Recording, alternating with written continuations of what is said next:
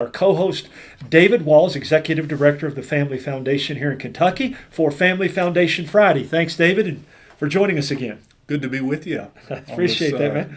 Another cold day. Yeah. It's actually warm. I was going to take my wife, see if we want to lay out on the deck this afternoon, but 2022 is not quite there yet.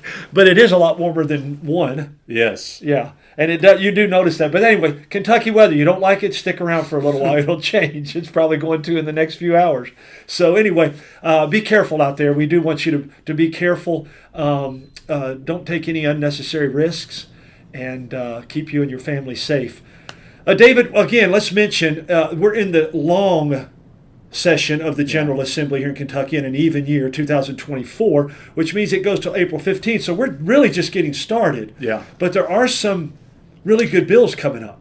Yeah, a lot's happening. You know, we're I believe in the third week now of the 60-day long session. You know, this, as we've said before, Greg, this is a budget year. In fact, the House I believe released its budget proposal on the budget. Obviously, that is going to be a big topic of debate and conversation moving forward. A lot of activity, but you know, one of the issues that you and I have talked a lot about that's going to be a big issue this session is the issue of educational freedom and the issue of school choice. You know, Greg, Kentucky is frankly well behind pretty much every surrounding state. I believe there's 30 states, Greg, throughout the United States in some form or fashion have a school choice program. Kentucky is unique in the region that we're the only ones that don't have a school choice program. And one of the reasons why we need to build significant momentum on this is because, you know, the General Assembly did pass an initial school choice program a couple years ago, educational opportunity accounts, a very limited program. But that program was actually struck down in a really poor decision by the Kentucky Supreme Court. So it's really set the stage for the necessity for a constitutional amendment that would open the door for educational freedom and school choice opportunities in the Commonwealth of Kentucky. And so that issue continues to get a lot of conversation, a lot of momentum building on that. And our good friend Representative Josh Callaway has filed a version of an amendment, House Bill 208 on that. And I had the opportunity, Greg, earlier this week to sit down with him and just kind of talk through this issue a little bit. You know, and so many others, not just him, but he's been really a champion of this issue in the legislature. And so what does that mean? In terms of a constitutional amendment, just to remind folks kind of how the legislative process works. So it would require a constitutional majority in both chambers to pass. So that would be 60 members in the House. That would be 23 members in the Kentucky Senate. And if they were to get those numbers on a school choice constitutional amendment, then it would be set for a vote this coming November, and it would be on the ballot. But look, at the end of the day, Greg, parents know best. Parents are uniquely, we would say, ordained by God to know best for their kids. And education works best when parents and families are empowered and given as many options. And really, this debate as we move forward, this is not a debate about, sometimes you hear a debate against one form of education versus public schools. This is a debate about let's put all the options on the table.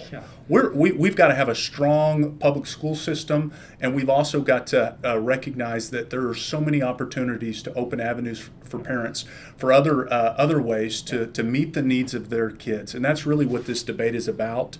So I encourage folks to go to our Facebook page or our website. We'll be posting the interview that we did with Representative Josh Callaway. It's a short interview, but it goes into some depth about the process and why this is such an important time. And I'll get that and link that on. We'll link it on both of our when we share this video and this podcast. We'll link that as well, so people can see that as well. And Greg, as you know, as we do on this program, look, we want to equip people to be salt and light and to be engaged with their government. And so right now, I really encourage folks to be reaching out to their legislators just to encourage them to be supportive of school choice this session, and specifically a school choice amendment. And Good we've got call. if you go to our website at kentuckyfamily.org, folks can click on a link and send a message that directly to their House and Senate member on this issue. Does it go to leaders? Oftentimes you all do that as well. Does it go to the leaders? Yeah. in Right the House now, and Senate, right or now we're focusing on, as we're kind of early in the session. Okay. We're focusing on just contact your Let it be legislator. known. There Okay, may be other gotcha. opportunities, but look, this is an issue. I mean, I know. Our governor has been very opposed to any effort to offer educational freedom. But when you're thinking about the Republican leadership in both chambers, this has been an issue that has been talked about by leaders in both chambers. For well over a year. There's strong support for this in the General Assembly, I believe. Well, and that's what I was going to Yeah. ask you. Do you feel like with the constitutional passage required, 60 in the House, 23 in the Senate, do you feel like we're there? So I will say I think we can get there, but Okay, we're it's close. going to be important Right, for right. folks to be in contact. Yes, The yes. votes on that other school choice program that I mentioned, Yep. very, very close votes. Yeah. So this is certainly going to be one. When you've got that higher threshold, not just a simple majority. Even in a supermajority House and Senate. Yeah. It's every vote, every person that can communicate to their legislators is important. Yeah, and here's the interesting thing, David. As you're sitting here talking Yeah. about this and the scheme or the plot or the plan that the other side is using, you often hear them say, "You're taking money from our kids, Right. Kentucky kids." No, we're just giving more opportunities within that money. That's all we're doing. They used to say the same thing when we did risk avoidance. Sexual risk avoidance programs, and they would go, "No, you can't take that money," and then they would never want them side by side or debate them because they knew that wherever school choice has gone, children have benefited. Education has gotten better. Test scores have risen. Yeah. All of those things In the public schools as well. Exactly. I mean, it's been a win-win. because they have Right. a rising tide raises all ships. And to be clear, too, Greg, this proposed amendment would not prescribe any particular program. It would just open up the door and make it clear that there could be an opportunity for the General Assembly to have a truly a program that promotes school choice and gives educational opportunities in a variety of formats. Yes. It would not, if this passed in November, then the General Assembly would still have to come back and go through the process and debate what a particular program might look like. Right. So certainly that will be one of the tactics that we'll see is saying, well, this is going to specifically happen based on a program in X state or whatever. Yeah. This proposed amendment is not about putting a specific program. It's about the big picture. It's opening and the door, opportunity. right? Yeah. Opening the Yeah. door for choice and opportunity Right. that helps kids, that puts it back in the hands of parents, as you mentioned. And that's what we really want to do as we talk about the biblical worldview. That's where God started it. Right. He didn't start a school and say, "Now let all the teachers teach your children." He said he went to parents. Right. Yeah, and he said, you train them up. And so we've got to do that. Other bills, I know we've got some, and one I mentioned to you earlier was one, and I don't know the name of it for sure, but I know you told me it's HB 243. I call it healthcare and pregnancy. I know that's the main part of it.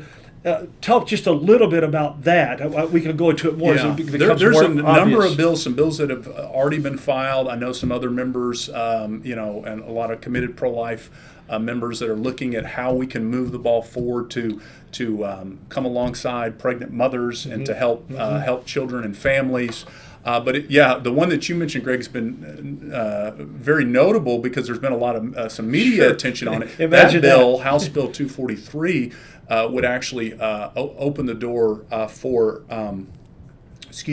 expecting moms to collect child support, and it would While they're pregnant. and starting at the moment of conception. Yeah.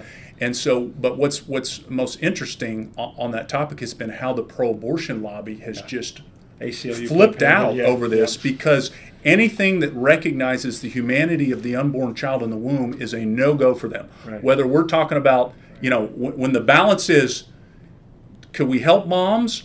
But to do so, we'd have to recognize the unborn child. Absolutely not. We don't want to help moms. We can't let the unborn child be recognized for a second. Yeah. And I think that's a pretty revealing thing. But look, at the end of the day, there's a lot of areas in the law as we move forward where we need to bring parity to the law, equal protection under Yes, the law to ensure absolutely. that unborn children are recognized as the human beings they are. Yeah. So I'm encouraged by some of the activity Yeah. that we're seeing on that issue. That's excellent. Be praying for all of Yeah. these. Again, that's healthcare and pregnancy. That's the constitutional amendment for school choice. And then another one that I thought was fascinating, and I loved it. We should have it already. I hope we get it this time. Is HB 241, age verification for pornographic sites. This is a rhetorical question because we know who would, but who would vote against that? Yeah. Why wouldn't you want kids protected from Yeah. this stuff? This is what we fought against in the abstinence until marriage, healthy risk avoidance programs, where that they kept saying we're there for kids, but then they would expose them to all this stuff that was dangerous personally and Yeah. relationally. Yeah. You know? Well, Greg, as you know, look, there's so much that needs to be done on this issue. Yes. In our churches, in our homes. Yes. But this is just one way. There's been a number of states that have made momentum by passing laws that require age verification on pornographic sites for children. So Kentucky needs to catch up Yeah. with some of the other Yeah. states. This is Representative Shane Baker, who's been such a strong Staunch. Yes. pro-family champion, has filed this bill. And so I hope as the session moves along that this bill will pick up momentum as well. Again, that's HB 241, age verification for pornographic sites. Please be praying for that one. And then we mentioned one last week, David. We don't think it's going to get anywhere. Senate Bill 99. It was kind of starting the ball rolling with exceptions on abortion on the other side of the aisle, so to speak, as far as liberal or conservative. And nothing's happened on that. So we're going to pray that it dies. Yeah. But you said something else. So that unborn children remain exactly protected. right. And we don't Yeah. want anybody else on either side of the aisle to file these bills, right? Yeah. Because the exceptions are just that. They're just a starting point. Right. And as you and I talked, and I mentioned last week, but our Michael Johnson, our policy director, he broke down with so many issues. 54 with this pages bill. or something like that? Yeah. And so we're going to continue to stand strong for life. And as we've been saying, folks can also on our Action website send a positive, encouraging message to their member to stand consistent and true on the issue of life. Yeah. Yeah. So there's the opposite side of it. Yeah. Iowa had their primaries this week. Their primary this week, and they're underway. So here we go. Hard to right? believe we're in the presidential primary season, but Iowa made its choice pretty clear in the Republican primary. But look, we reminded our folks in one of our Let Us Pray devotionals this week. Just another reminder: we need to be praying. Yes. We need to be praying for wisdom and discernment for all of us as the primary process begins to play out. Electing president, obviously, and all of our elected leaders, and look forward to sharing more voter guide resources and so forth when Kentucky gets its chance, kind of later in the process. Yes. Certainly an important opportunity to be praying for our elected leaders and that we choose wisely in 2024. Let's do that. Please be praying for that as well. And then we also have a big event coming up next Tuesday that both you and I are going to be somewhat involved in, and that is the Kentucky March for Life. Love to have you come out. It's next Tuesday, January 23rd. There's several things. You can go to where's the site there, David? KentuckyMarchForLife.org. There's something for everyone at this event. There's a number of different things happening. Big part of it is at noon, essentially at the Capitol, but there's the marches and some of the other things take place before that. Yeah. Join us as we stand for life at the Yes, Kentucky please Capitol. do. Love to see tens of thousands flooding the Capitol area. Also, have that in prayer because the weather is starting to shape up for that. So thank you for joining us. Thanks for your prayers. Thanks always to the Lord. Make it a great day, and God bless in Christ. I'm Greg Williams, and you're listening to the